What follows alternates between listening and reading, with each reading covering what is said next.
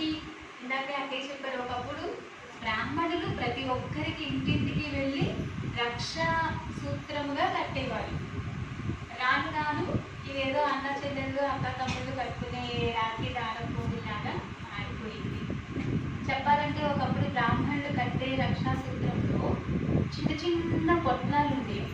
ఒక శుద్ధమైన పవిత్రమైన పసుపు గుడ్డలో కొంచెం ఆవాలు, కొంచెం అక్షతలు, అవి పూజలో పెట్టి మంత్రించి వాటిని దారపు చివరగా, ఇప్పుడు మనకి కుచ్చులు అవి వస్తున్నాయి కదా దారాల చివర, ఆ కుచ్చుల ప్లేస్లో చిన్న చిన్న పొట్లాలు ఉండేవి అనమాట.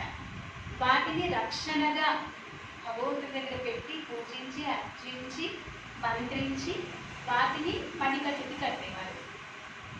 మణికట్టుకి ఎందుకు కడతారు? ఏ శుభ సందర్భంలో చూడండి, తోరణం కానీ లేకపోతే కంకణం కానీ పుణ్య ప్రారంభమై సమయాన్ని మనం సఫలం చేస్తాం.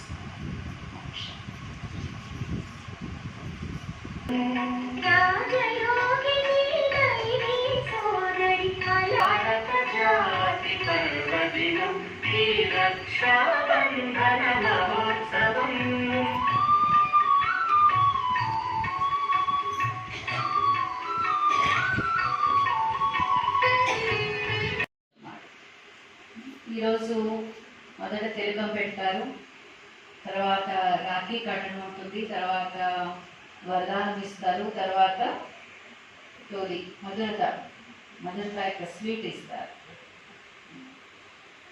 తిలకం అంటే తెలుసు కదా, నేను ఆత్మ అనే స్మృతి ఉండాలి, పవిత్రత యొక్క రాఖీ, తర్వాత స్వీట్ అంటే మధురంగా ఉండాలి.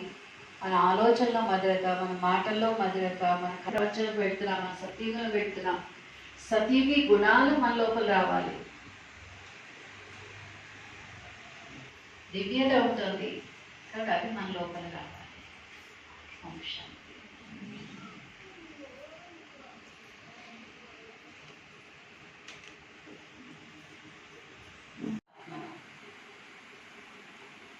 ఎంతగా నేను నీ పవిత్ర స్వరూపాత్మను, నా నిజ స్వరూపం పవిత్రత, నేను పవిత్రత యొక్క స్వీడను, నేను పవిత్రత యొక్క శక్తి, నేనే పవిత్ర స్వరూపాన్ని. అలాగే నేను ఎదుటి వాళ్ళలో పవిత్రత, అంటే నాలో పవిత్రత పెరగాలి, ఎదుటి వాళ్ళలో విశేషత చూడాలి. ఎదుటి వాళ్ళలో బలహీనత కనిపిస్తున్నాయంటే నాలో అపవిత్రత ఉంది, పవిత్రత లోపించిందని అనుకో.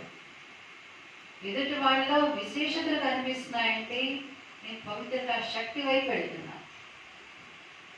పవిత్రత వేరు, పవిత్రత శక్తి వేరు. మనందరి దగ్గర పవిత్రత ఉంది, ఎందుకంటే మనందరూ బాబా పిల్లలు, పవిత్రత ఉంది మన దగ్గర. కానీ పవిత్రత శక్తి అది మనం రక్షిస్తున్నాం.